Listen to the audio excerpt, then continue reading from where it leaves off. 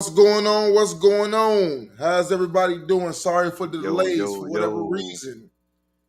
Me and my wireless microphone, we always got beef. We like those two friends that they can never get along, but they are just inseparable.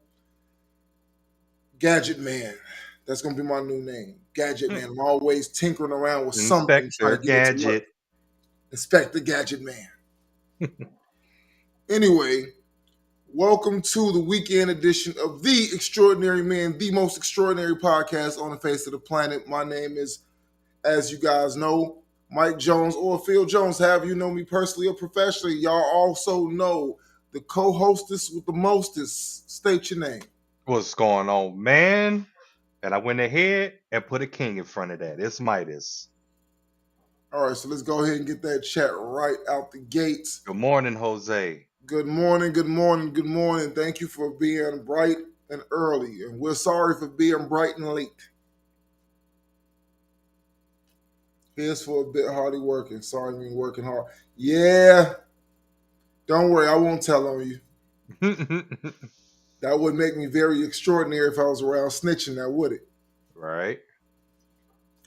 So, needless to say, today we're going to have a conversation. We're going to spin the block a little bit and we're going to have a conversation about some other attributes of the world that we live in. Okay. So, if you guys see the title is Mind on My Money. What are we talking about when we say I mind on my money? Mind on your money is basically the aspects of you minding your business, staying close to a path accordingly, and achieving certain milestones. But these milestones specifically are detailed around your financial success. What are your goals? What are you trying to accomplish? Trying to buy a home, a car, vacation, aid to quality of life needs, save up toward retirement. What are your goals? How do you get to those goals? The beauty of finance, of investing, of just understanding money as a whole is that there's no one path to get there. Whether you're somebody who aspire to or currently own real estate, whether you're somebody who you an entrepreneur, whether you're somebody who has a job or you want to work yourself up the ladder, whatever the circumstances may be, there's no wrong way to get there other than wasting it. hmm So go ahead and talk about mind on my money, Midas. So, mind on my money. Uh, and I think that was a great way to put it was minding your business is making sure that your finances is in the utmost positive position that you can get it in so that you can conduct life the way that you want to conduct life. I like a few podcasts ago where you said, I like having options. Mind on my money puts me in a great position to exercise my tool, which is the money, so that I can have as many options available to me as possible. Uh, if I need to handle an emergency, it's not a problem. If I have to go get a new car, it's not a problem. If I simply just want a new car, it's not a problem. If I want to go buy a house just because, not a problem. I like having options available to me for, being able to capture the tool that's needed for me to have these options. For sure. You know, one of the beauties of having some level of financial literacy is the understanding that when you have a goal at mind, how you achieve that goal is largely predicated off whether or not you understand the tools that you have available to you. Mhm. Now, by no means are we rich. By no means are we investment gurus, moguls of any kind. But what we are people who understand the waste and understand the haste. We understand probably a little bit better than most what can go wrong when you're not financially literate and Mhm. the U turn and the results that you start to accomplish when you start opening up that option pool and putting yourself in a position where you start really thinking about what is the important thing. Like, for instance, we'll use this as, what do you see, Midas? I see a ATM. I see access to the world. I see it depends on where you were going with it. In a nutshell, it's a phone. I see a phone, makes phone calls. I see that no matter what the name on his phone is, it does the same thing that the $300 phone does. Hmm. Access the internet, makes phone calls. Why do you make the purchases that you make? Do you understand why your behavior is the way that it is when you purchase things? Are you a consumer of value? Are you a consumer of brand? Are you a consumer of products as a whole for frivolous reasons, or are you for reasons outside of selfishness? Like, again, like if I know that the Toyota is going to do the same thing the Mercedes Benz is going to do,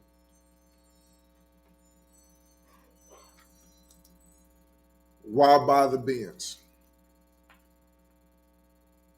I Do think there needs to be a reason behind having the bins where if you're in a particular profession and pulling up in the bins is a lot more professional, and it gives you a way better, professional look and prestigious look, and it can help put at ease the client that you're working with because you pulling up in that and they can see that you mean business more versus pulling up in a Toyota. I could see a Benz being that. Now, there's nothing wrong with simply having a Benz just because you want one, but I think, in my opinion, the way that I move, it has to be a particular reason as to why I'm finna get this Benz. Nothing wrong with buying a house. Everybody knows why we need a house. We need shelter. But upon getting that shelter, there needs to be specific things in that house that I need to have because of what I do. And that's just kind of how I predicate, purchases like that. I think that a lot of life, for the reason why we waste so much money, is that we overthink everything.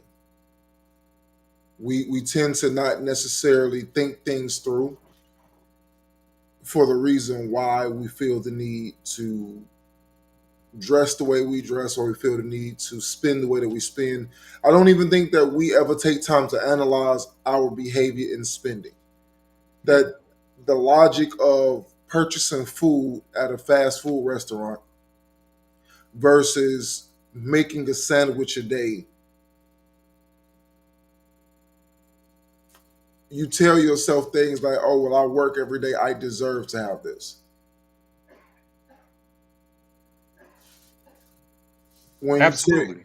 when you tell yourself that I should have certain things because I work for them. No matter what logic that you have, there's nothing wrong with your logic. It's Hmm. just that, does your logic accommodate the lifestyle that you want to lead going forward? So, having a suit in certain respects is a necessity. Having 17 suits, That's all excessive. different colors, with matching shoes and various other things, what's the need for it? If your lifestyle accommodates having that, that makes sense. If it's just because of the fact that I like to have expensive suits, but I have nowhere to go in them, nowhere to wear them, nothing in my lifestyle is going to accommodate me doing that, what's the point? For somebody like myself, I absolutely prefer the grocery shop. I'm a damn good cook. I'm a damn good cook. Take a lot of pride in it. I prefer it. I know what's in it.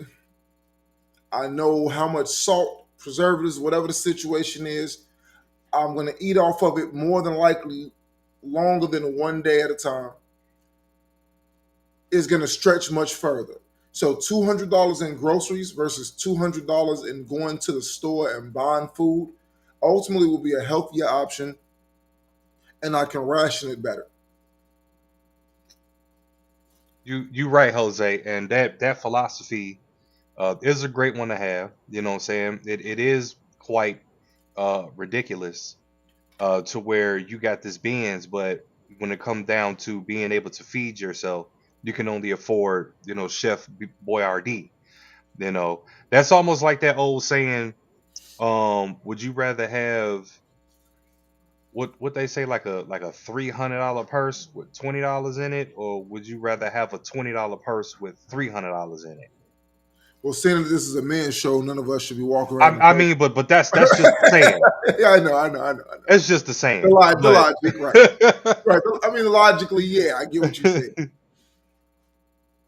But I mean, at the end of the day, it's like there's a couple of things to really understand as far as if you don't have a plan to understand why you make the decisions that you make, a lot of it will result in a bad result.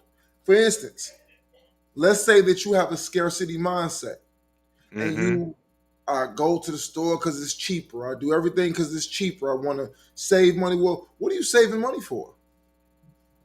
Do you have a goal for what you intend on doing with the money that you're saving? What is the plan? When we acknowledge the fact that a lot of us do things and we don't have a plan for why we do these things, the excuse is often, I like what I like. That's great. That's great. You know what? Every time I get paid, I should go buy a bowl of Chipotle just because I want one. I remember when I used to smoke cigarettes. I used to just sit there and think about how often I smoked. And one day, what helped me quit smoking, I kid you not, the thing that helped me quit smoking was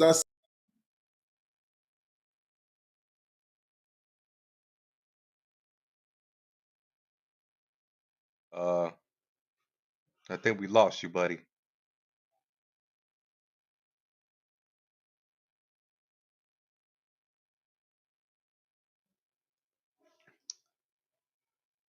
All right, let's try to go back and read some of these comments until he come back. Hopefully, I'm still live too.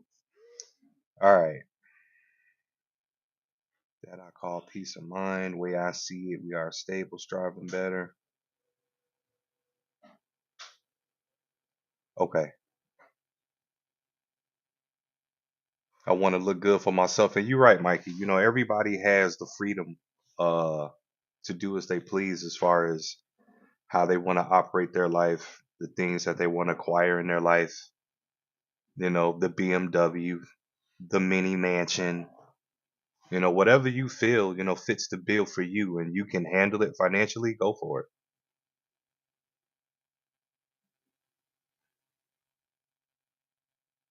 Yeah, and to Irvin's point, I'd rather grocery shop too, because I used to be a Subway head, the $5 footlong joints, and it was quick, easy, on the go. I'm always in my truck.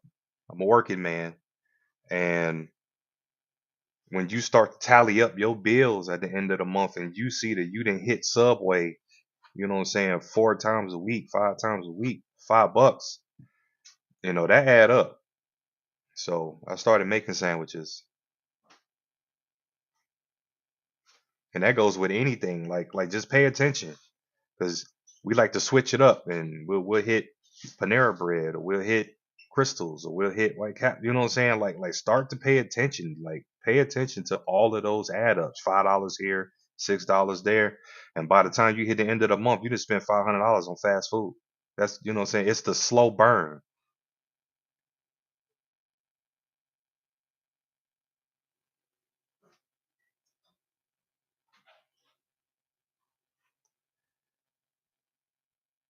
And I know plenty of people like that too. They'll go get the Benz, they'll go get the Lincoln, the MKZ and all that. They'll go get all that, and they straight for a month or two. They straight for a month or two, and then they can't afford gas, can't afford the oil change. Because you got to understand, when you get cars like that, the oil changes is not the same 30, 40, 50 bucks that you would get in a Toyota. It's not the same. You probably got to use a synthetic blend or something. That's 80 to $125 a pop.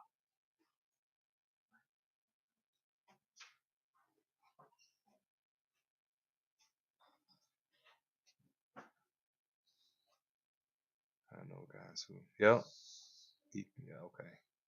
I used to be a security guard that didn't cut it for me, so I made a change. And that's what you got to do. And I think that's another problem that, what I'm saying, coming into manhood, and also when it comes to recognizing and minding your money, is realizing that where you at isn't working. And we get so comfortable, and we get so complacent that the work is easy, or I ain't got to do as much, and or we try to come up with all these garbage side hustles, what I'm saying, selling little nick bags here and there, try to make ends meet. Like, that's crazy. If you recognize that you being a security guard was not cutting it for you, or if you recognize that being the Walmart work ain't working for you, or if you recognize, hell, if even being a lawyer isn't cutting it for you, make the change. Make the change. You are responsible for your outcomes.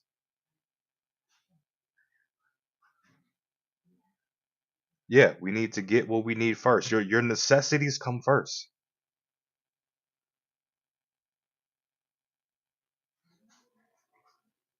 I am finna try to see if I can get him on the line.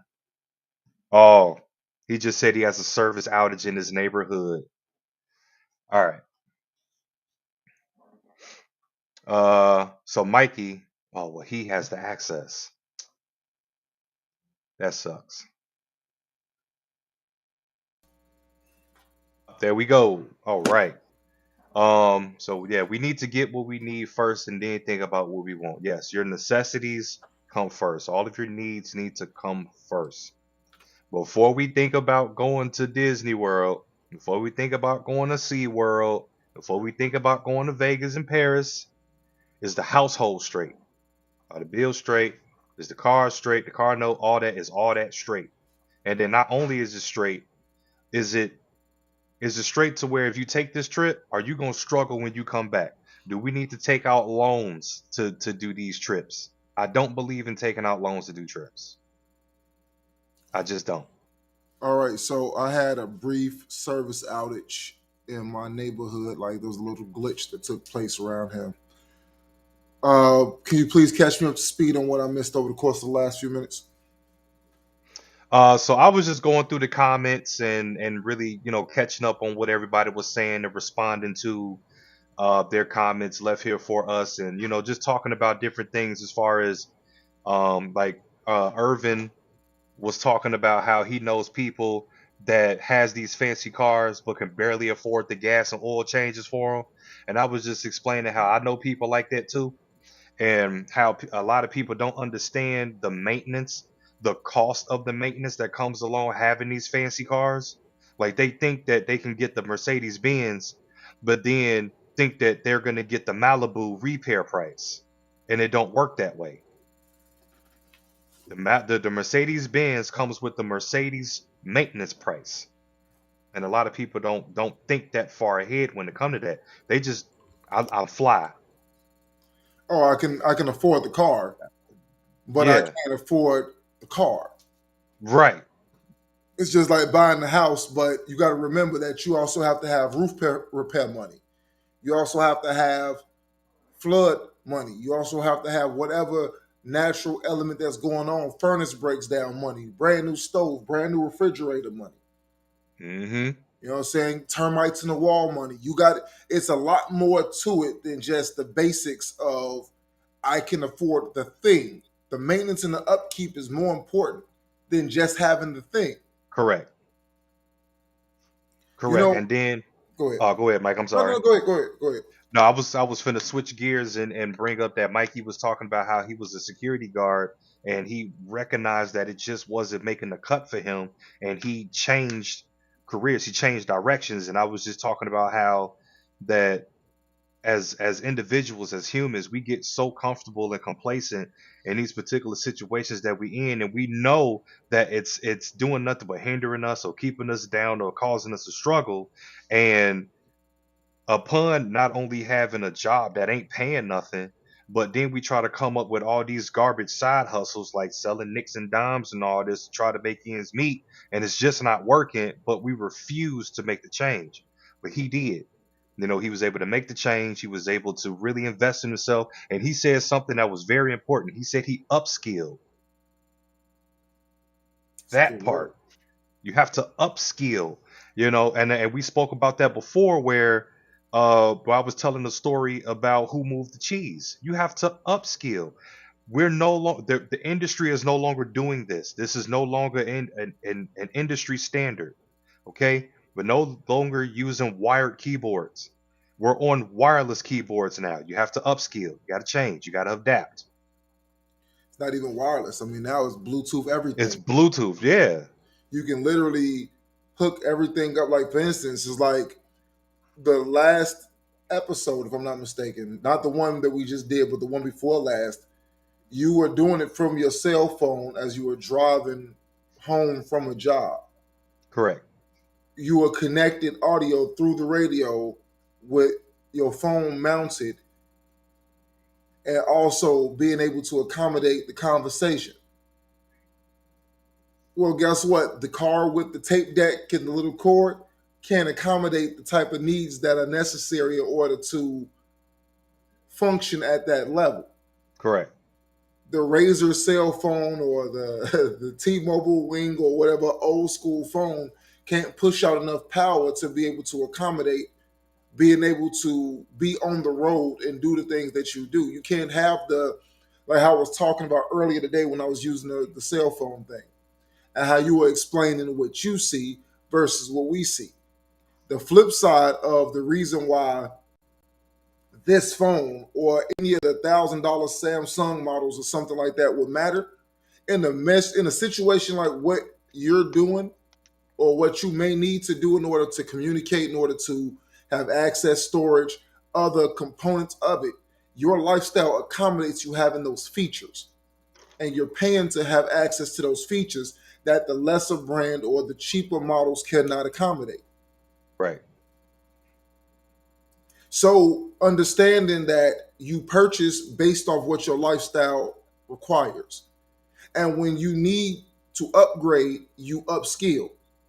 You create something or you take part in a skill that's going to put you in a position to earn the money to accommodate the things that you need in order to live the type of life that you want to live.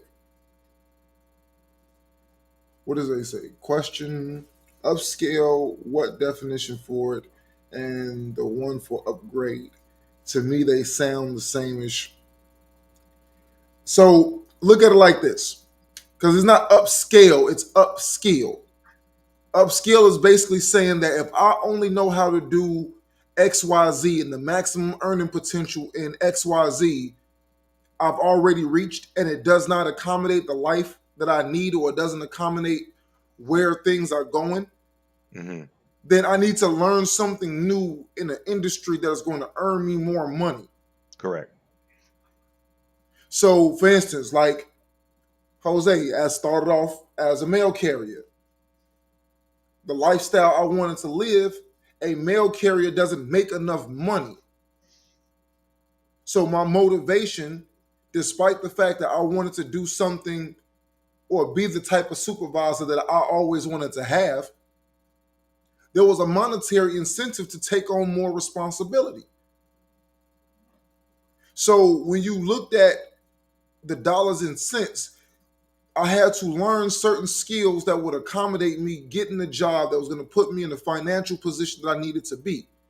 But then I Hmm. also had to learn other skills like how to handle people, how to understand, how to be empathetic to other people's situations, how to be firm, how to administer discipline.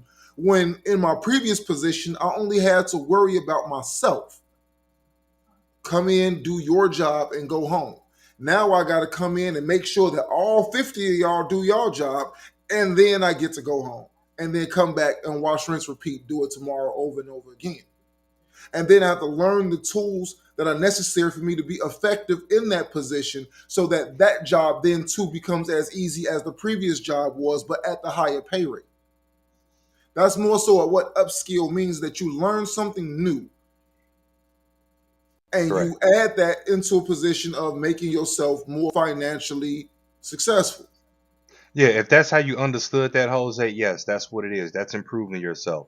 Upscaling is basically where you living in a studio and then you get involved with a significant other and then you move from a studio to maybe a one bedroom.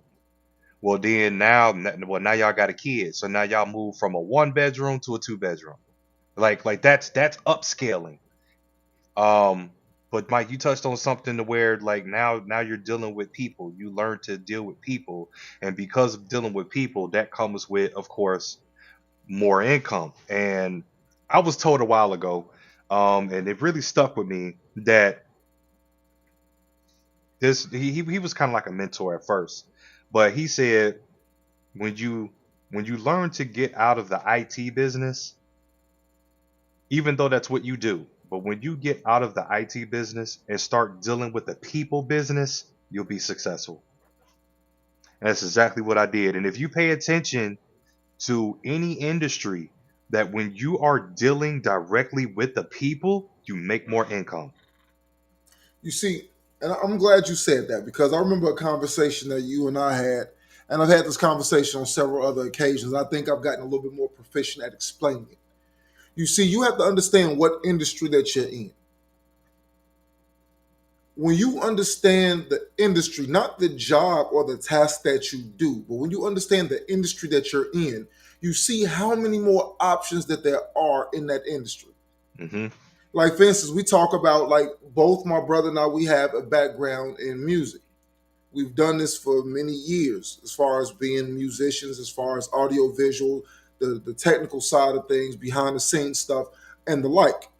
So when you come to the realization that whether you're looking at Elvis, whether you're looking at Jay-Z, Miley Cyrus, I don't care who you name, a big name artist of yesterday or today, their appeal and their ability to be captivating, we bought into certain aspects of them.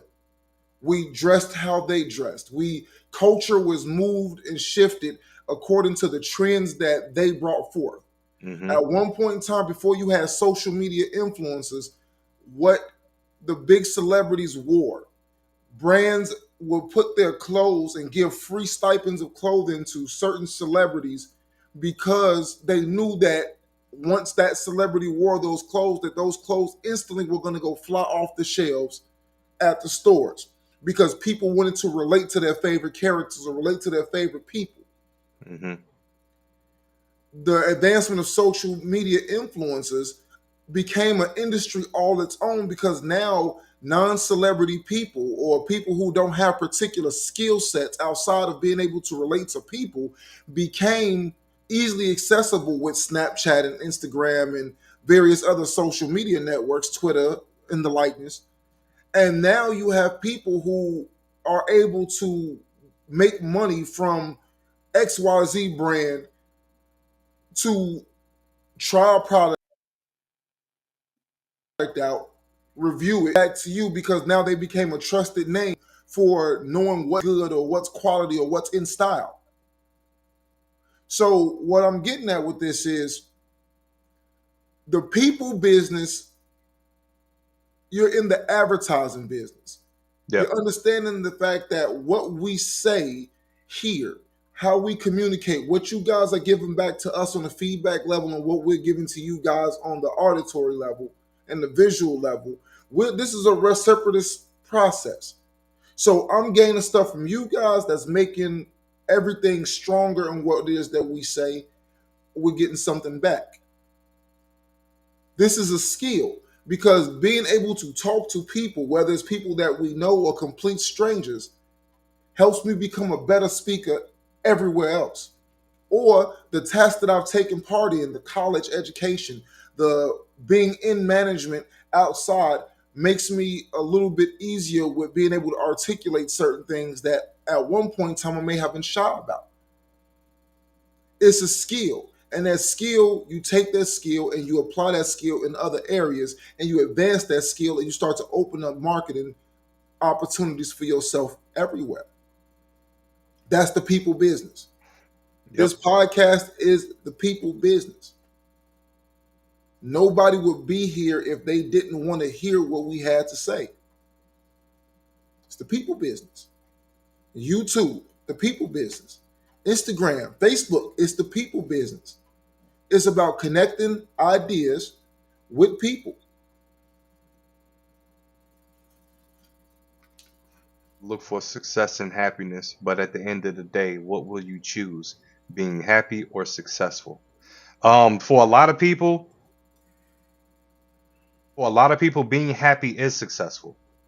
You know, where they're perfectly fine with, saying I get up, or they have a job, they know their schedule for the whole week, or if they got a particular job that schedules out the whole month, they got their whole entire month together.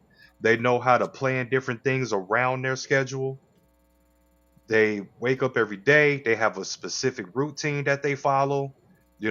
Family night is Thursday night, family dinner is Sunday night, and blase blase. And for a lot of people, if that makes them happy, that is their success. The fact that they're able to raise their family or go on different trips and things of that nature, that to them that might be successful. Successful is such a broad term. They incompetent, then they are authorized, then I'm not sure what you mean by that, but we'll spend a block on that. Success is Consider the such. language barrier. They're uh, incompetent then. yeah, automized. So let me finish my thought. So success is such a broad term that success means something different to everybody. Like to Mike Tyson, being a world champion boxer was success to him. Floyd Mayweather being a world champion boxer was success to him. Uh for me, being able to have a successful small business is success to me. Uh, to Rachel Ray being a great TV baker, TV cook, that's success to her. Like just having a job in general may be success for people. It's different levels and people look at success differently, and what you classify as success may be different from what I think. You know what I'm saying? To somebody else, having 500 homes in their portfolio because they are an extreme real estate advocate, and that is what they do. That is what they're striving to do, is to own the most real estate, which I don't think anybody's going to own more than McDonald's. But owning a huge portfolio of real estate, that is success to them. So where somebody just want to get up and just go to work at the car wash and they cool, that's success to them. So it's all dependent on you. So let's look at it like this. And I'll give my thoughts on this, but my thoughts, happiness, according to the definition, number one is feeling or showing pleasure or contentment. Hold on to that word contentment. Definition number two, having a sense of confidence in or satisfaction with a person, arrangement, or situation. Now, let's look up success.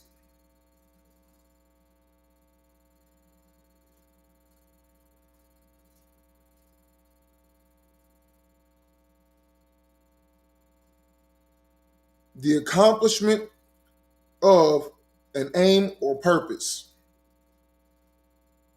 or the good or bad outcome of an undertaking.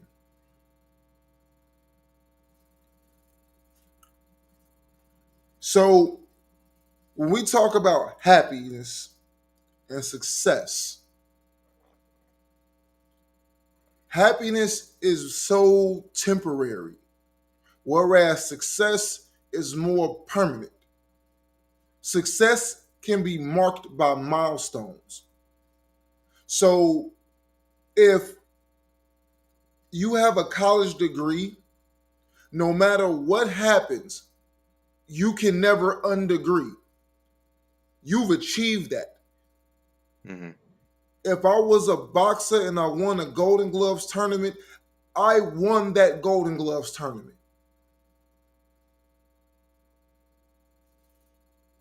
If I was anything under the sun, me being a supervisor, I accomplished the goal of getting to become a supervisor, thus rendering me successful at my attempt to do that.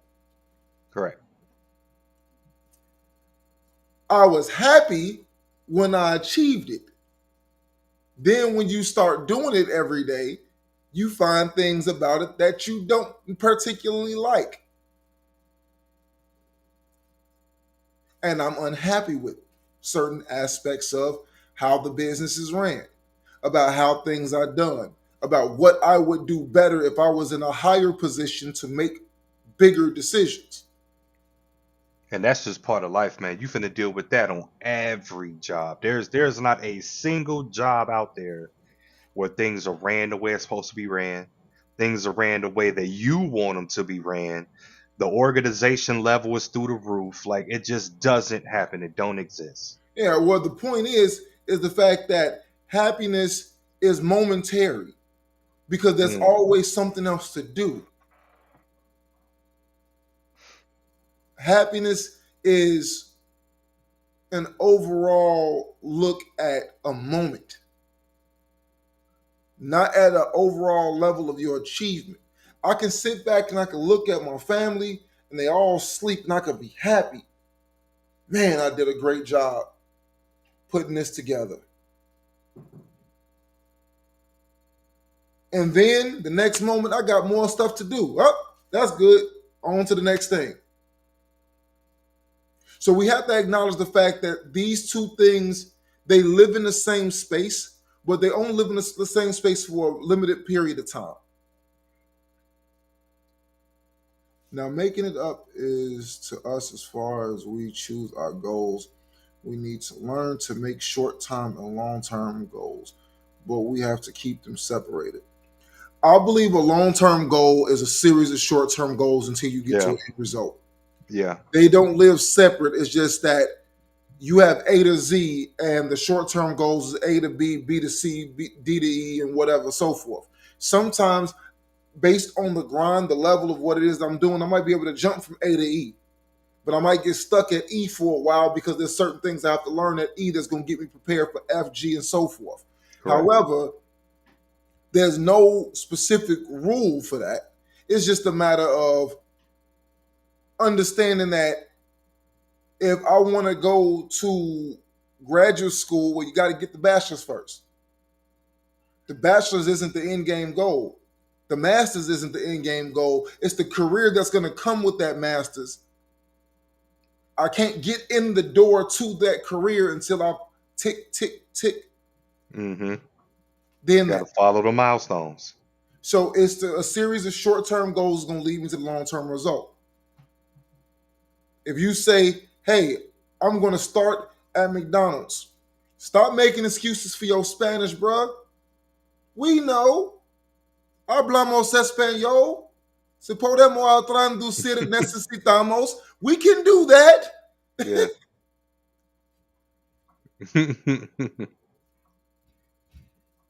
It's all good, man. It's all good. It's all good. And that's what makes us extraordinary, bruh. It's all good. But in the likeness is just that we have to be understanding of the fact that no matter what it is that we're trying to do, the most important thing is that we have to do, and we have to stay focused in the likeness of getting what it is that we need to get done. We have to understand that no matter what we do today, there's always going to be something else to do tomorrow. But we can't focus too far into the future and we can't focus too narrow into the day. It's constantly, every day is you hitting away at that pickaxe. Boom, I found a diamond. Okay, great. Keep going. Keep going. Still picking away at it. Keep going. Because Yeah. that's how life is. You keep going and you keep accomplishing over and over and over and over again. Even when you don't think that you're accomplishing. I may not be doing something for monetary success, but I may be doing something for emotional success. I may be doing something traveling for mental stress.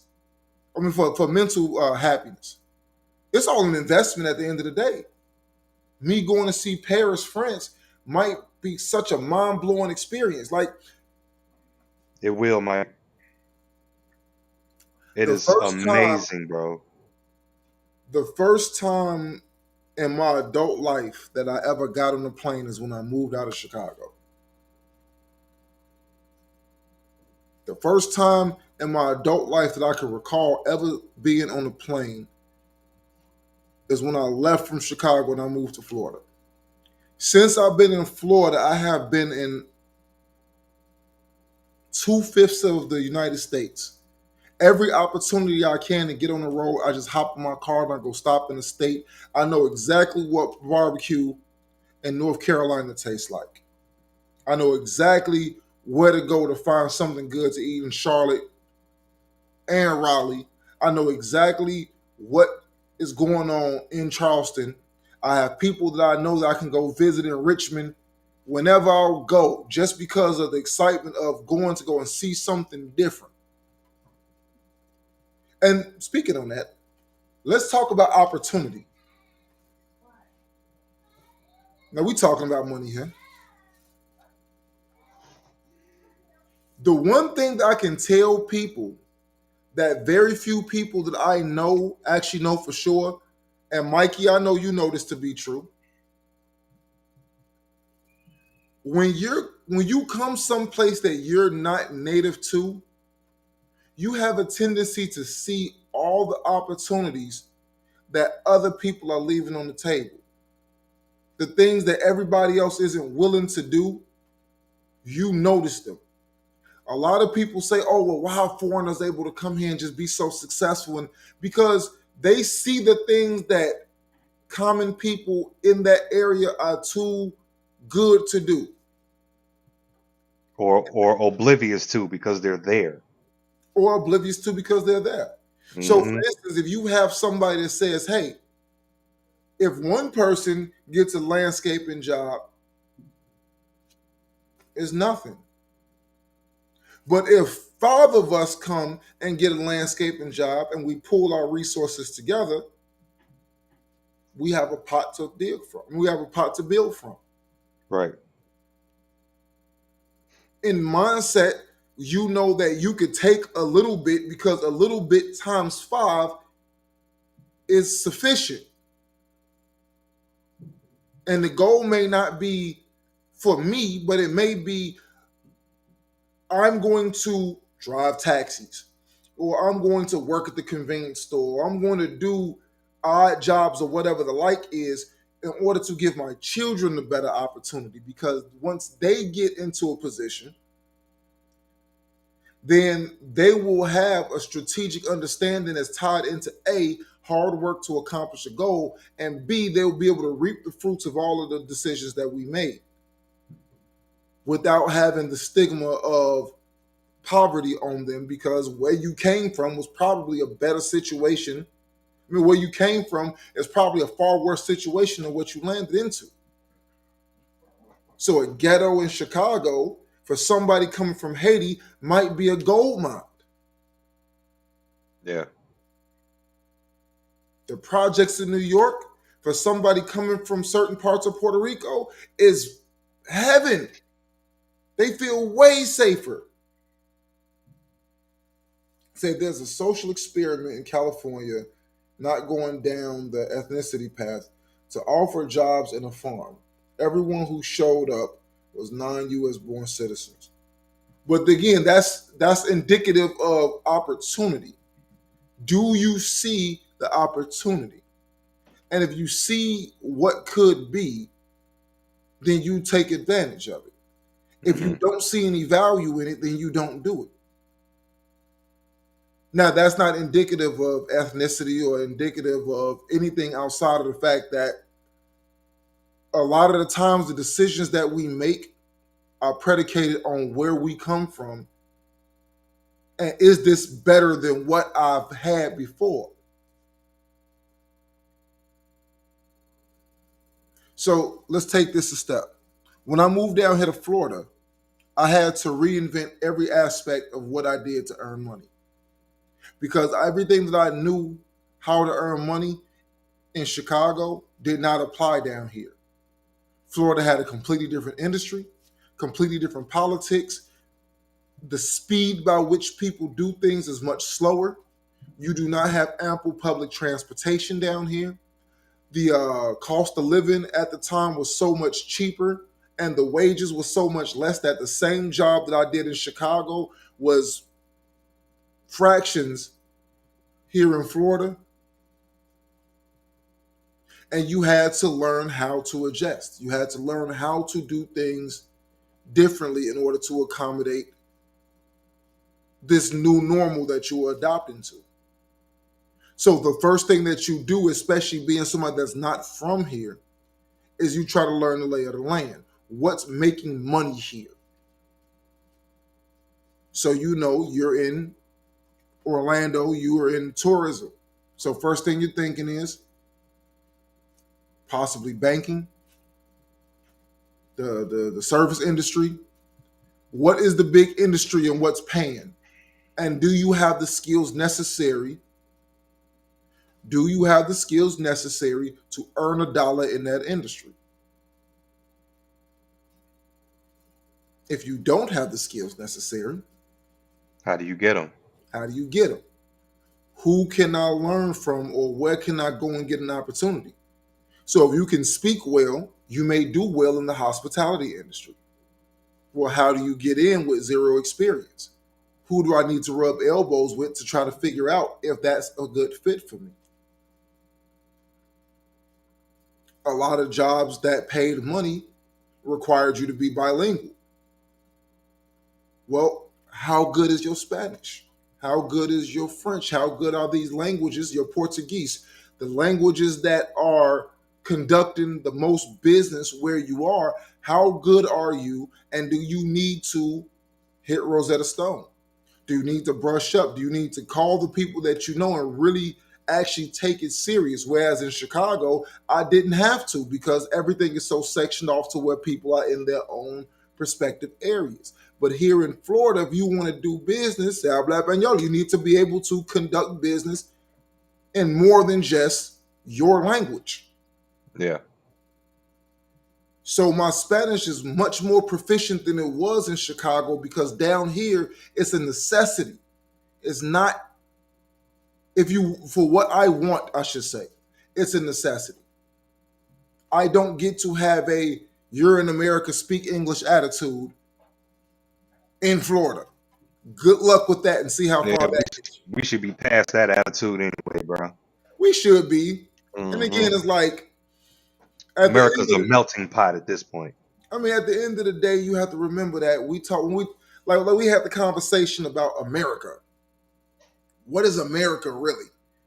When people think about America, they think New York, Chicago, LA, Atlanta, Houston, Phoenix.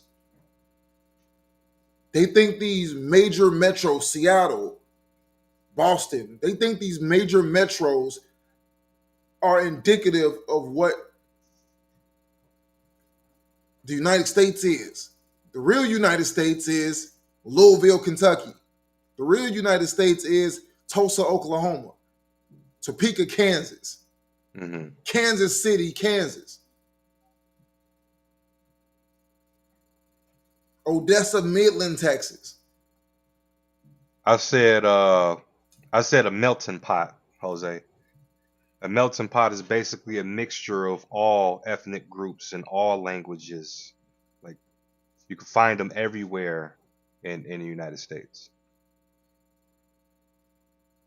Even in somewhere in Colorado, somewhere you're gonna find Mexicans and Indians and you name it. It's gonna be there. What happens is that how we earn, say not that what Jones said. I said a lot. Oh, And you oh know, yeah. I said a lot, and you know, I talk a lot. You're gonna have to catch me off the camera for that one because it's probably gonna be too much to type. See about the About language the language. here in Florida, specifically in this area of Florida that we're in. Most of who you speak to are not from here. So if you're trying to do something here and earn money here in any capacity, any smart business is going to cater to the dominant cultures and their languages and their customs. You're not going to have a car dealership where there's nobody on that car dealership that can speak Spanish to sell cars to Spanish customers.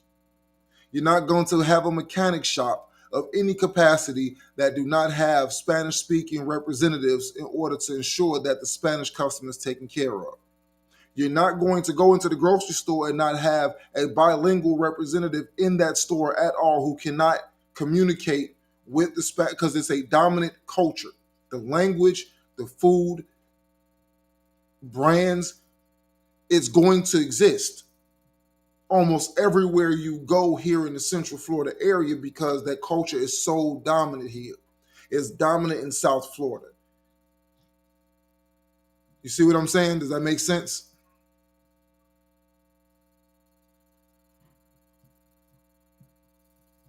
It's just basically saying that honing in and brushing up on your skill set is a necessity depending on where you are.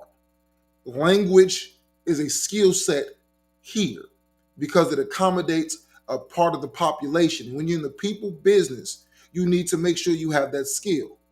Sorry, but unless you're a Native American, we are from here. Our ancestors either came here or were brought here. That's not what we talking about That's though, that's Jose. that's irrelevant. What it is the fact that when people come to this country,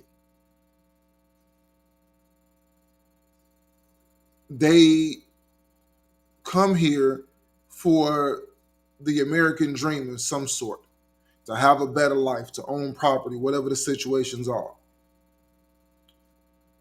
Business is unbiased. It does not care about your race, your ethnicity. It just care about how can we get those people to spend money with us.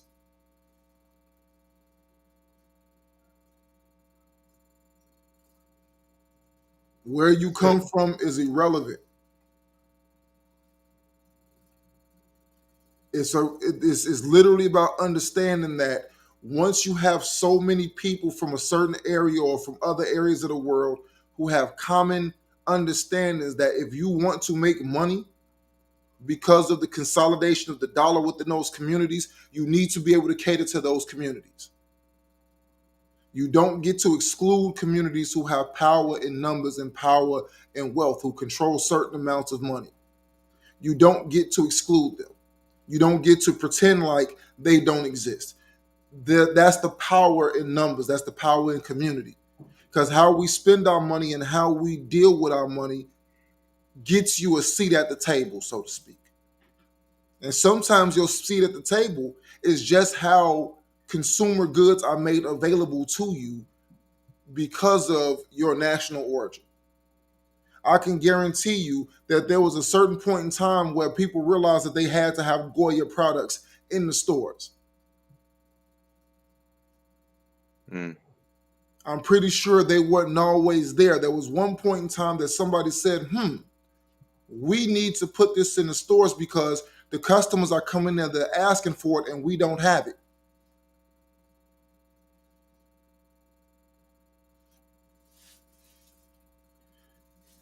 To agree to it, but sadly, it does how we think. Really and truly, it's not. Mm-mm. It's not. I think that that's the wrong thing. We're talking about this from an economic point of view. That is not a biased point of view. It's not anything pertaining to cultural differences or diversity. It's about understanding how the cultural differences and diversity relate to finance. It's about understanding that you have to have some level of understanding of culture and how things are done in order to accommodate them in the economy. That's it. So if you, Capitalism at its finest. I mean, that's what we do. That's what it We is. Yeah. barter and exchange, selling products, making products, creating things. You create things for people based off of what they want. It's supply and Mhm. demand. But I can't feel a supply if I can't speak the language of the people who have the need. Right. So it becomes a necessity. So if that language is not native to that person, learning that language and learning that culture and learning those customs gives you a competitive edge in the market. Well, yeah, of course, Jose. It does depend on the area that you're at. So, if we're in a predominantly, Spanish speaking area, we're not gonna have a bunch of Portuguese products and services. You know what I'm saying? Like that doesn't make sense. So, yeah, the area does matter.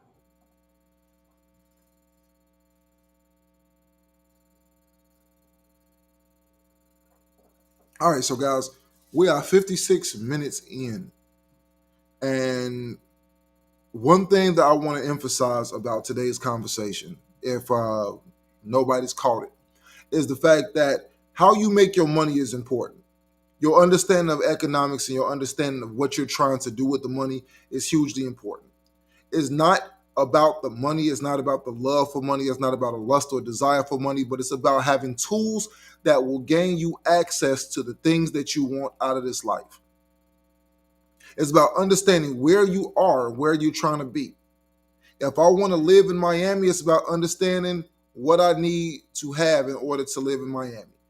What is the cost of living in Miami? What area in Miami do I want to live in? What access to certain services do I want to have? And what skill do I need in order to earn the money that's going to accommodate that lifestyle that I want to live?